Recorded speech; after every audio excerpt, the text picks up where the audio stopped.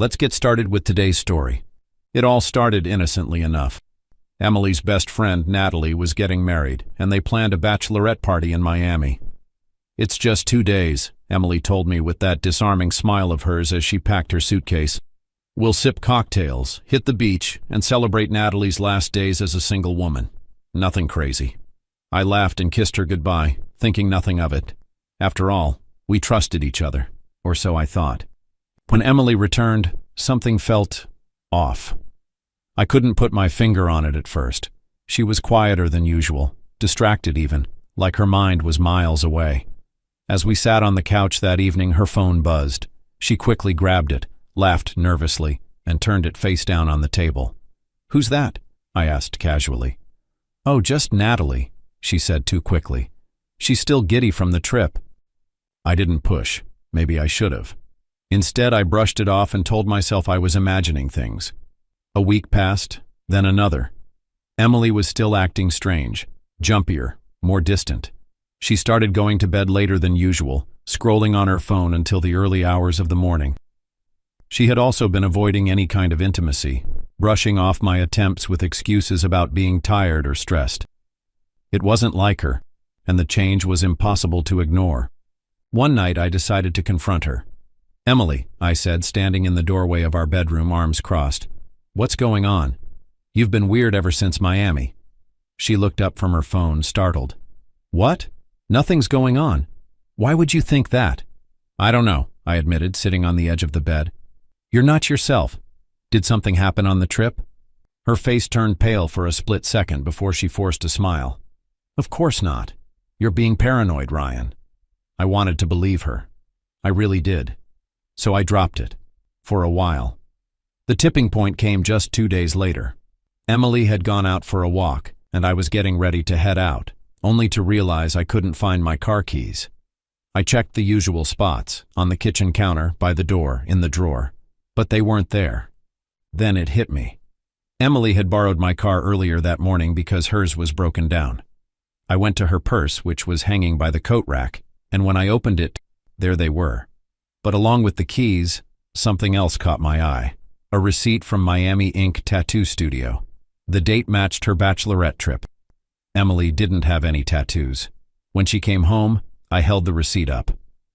"Care to explain this?"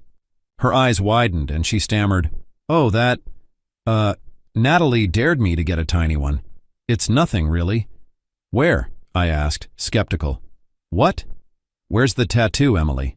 She hesitated, then pulled down the waistband of her jeans slightly to reveal a tiny heart inked near her hip. "See? No big deal." But as I looked closer, something seemed off. Inside the heart, there was a letter, an R carefully etched in the center. My stomach dropped. "Emily, what's this?" I asked, my voice tightening. Her face paled. She shifted uncomfortably, then gave a nervous smile. I had the artist put the R inside the heart. "For you." I froze, the words barely registering. "You... what?" I muttered. She bit her lip, avoiding my gaze. "I thought it would be a cute thing, Ryan. A little gesture. It's nothing to make a big deal out of." My chest tightened. A gesture? A tattoo with a hidden letter? I couldn't shake the uneasy feeling, and I knew this wasn't just about the tattoo anymore. I nodded slowly, though everything in me screamed that I needed to dig deeper. The following day, I called Natalie. "Hey, Natalie, quick question," I began, keeping my tone light. "What's this I hear about Emily getting a tattoo in Miami?" There was a pause. "Oh, yeah," Natalie said awkwardly. "It was a crazy night. She was pretty drunk. You know how it is." I didn't know how it was. Emily wasn't a heavy drinker, and she definitely wasn't the spontaneous tattoo type. My gut was screaming at me now. That night I did something I never thought I'd do. I snooped. While Emily was in the shower, I was sitting on the couch, trying to shake the unease I felt. That's when a message notification popped up on her phone. The name on the screen read, Megan. The message itself made my blood run cold. "I want to see you again." I stared at it for a moment, feeling a knot tighten in my stomach. It felt off. Something wasn't right. I quickly unlocked her phone. She had changed the passcode since Miami, but I knew her well enough to guess it. It only took 2 tries. I opened the conversation with Megan, and I found that it only contained this one message: I want to see you again. There was no other context, no explanation. The conversation seemed incomplete. My suspicion grew, and I copied the number from the message into my own phone, making sure to save it. I didn't know why, but something about it felt like a breadcrumb I couldn't ignore. When Emily came out of the shower, I was still holding her phone, trying to compose myself. "Who's Megan?" I asked, my voice sounding more steady than I felt. Her eyes widened for just a split second before she quickly masked it with a smile. "Oh, Megan. She's a friend from work." I didn't buy it. Not for a second. "Really? A friend from work?" I asked, my tone skeptical. "Just a friend?" She shifted uncomfortably, then laughed nervously. "Yeah, Ryan. Just a friend. You're being paranoid." But that smile, that look in her eyes, it didn't convince me. "I don't know, Emily," I said, the doubt creeping in. "It doesn't seem like just a friend." Emily's face reddened slightly, but she quickly brushed it off. "You're overthinking it. There's nothing to worry about." I wasn't convinced, not in the slightest. The next day I couldn't shake the feeling. The message, the name Megan, the weird conversation. It kept running through my head. I couldn't just leave it alone. I called the number I had copied from her phone, and when it rang, my heart hammered in my chest. After a couple of rings, a man picked up. "Hello?" I swallowed, my voice barely steady. "Hi, I'm looking for Megan." The man paused for a moment. "Megan? There's no Megan here, man. You must have the wrong number." I froze. "Yeah, probably," I muttered, feeling the blood drain from my face. "Sorry to bother you." I hung up, the weight of what had just happened sinking in. My gut was screaming that I needed answers. I couldn't leave it alone. I had to know. That night, Emily had fallen asleep on the couch, exhausted from the long day.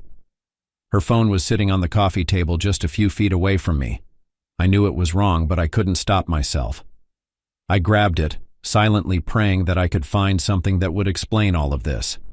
I unlocked it quickly, my hands trembling. I scrolled through her messages, hoping I was wrong, hoping there was an innocent explanation. But when I got to the conversation with Megan, my stomach dropped. The messages were hidden, like she had deliberately archived them so I wouldn't find them. I tapped to open the conversation, and the first thing that hit me was the date. It was from the weekend she was in Miami. The first message from Megan was clear. "Last night was amazing. I can't stop thinking about you, can't wait to see you again." I stared at it, my heart racing. I scrolled further, and what I saw next made my hand shake. The contact name Megan wasn't a real person at all. She had used a woman's name to hide the fact that she was talking to someone else, a man named Richard. I paused, blinking, trying to process what I was seeing. I took a deep breath and continued reading. "That was the best night of my life. You were incredible," Emily wrote. My throat tightened as I read more. The messages grew more personal, more intimate. She had sent him a message saying how she couldn't stop thinking about him, how he made her feel. I was paralyzed. These weren't just flirtations. These were real, raw emotions. Then, I saw something that made my blood run cold. She had sent Richard intimate photos, videos of them together. They were naked, in the act. I stared at the screen, unable to look away. Each image, each video was a cold reminder of the betrayal. I felt sick to my stomach, my heart racing faster as I kept scrolling. But it didn't stop there. I saw the picture she had sent him of the tattoo, the tiny heart on her hip with the R inside it, the one she had claimed was just for me. She had lied. The tattoo she said was for me was meant for Richard. It wasn't a sweet gesture like she'd claimed. It was a symbol of her connection to him. I sat there, my mind reeling, staring at the screen. I couldn't process what was happening, what I was seeing. All I could think was that I had been living a lie. My wife, the woman I loved and trusted, had betrayed me in ways I couldn't have imagined. I felt like my whole world had collapsed in an instant. The realization hit me hard, but my instincts kicked in quickly. I couldn't let this moment pass without taking action. With trembling hands, I forwarded the messages, the photos, and the videos to my phone. I needed proof, something concrete. I watched the files transfer to my phone, each one a reminder of her betrayal. Then, without a second thought, I deleted our conversation from her phone. I didn't want her to have any idea that I had uncovered everything. The next morning I made an appointment with a lawyer. I didn't waste any time. I wanted to file for divorce and protect myself, ensuring that Emily wouldn't get a single thing from it. The lawyer's office was sterile and cold, but it gave me the clarity I needed. I had worked hard for everything I owned, my bank accounts, properties, everything, and I wasn't going to let her take it all after what she'd done. The lawyer explained the process, and we went over how I could protect my assets to ensure that Emily would get nothing. I walked out of that office with a new sense of determination. This wasn't going to be easy, but I had taken the first step to safeguard my future. Now I had to confront Emily. The next step was the hardest part: waiting. I knew Emily was out running errands and she'd be back soon. It was the longest wait of my life. I went home, my mind racing. The image of them together in bed kept replaying in my mind, along with the messages from Richard.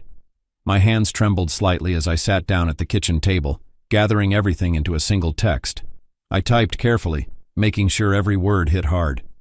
I was going to send it to everyone we knew, family, friends, anyone who needed to know the truth. I couldn't keep this secret. She didn't deserve that. I wrote, "This is what she did in Miami. She lied to me. She betrayed me. I trusted her, and this is how she repaid me. Here's the proof. Everything you need to know about Emily's affair with Richard is right here."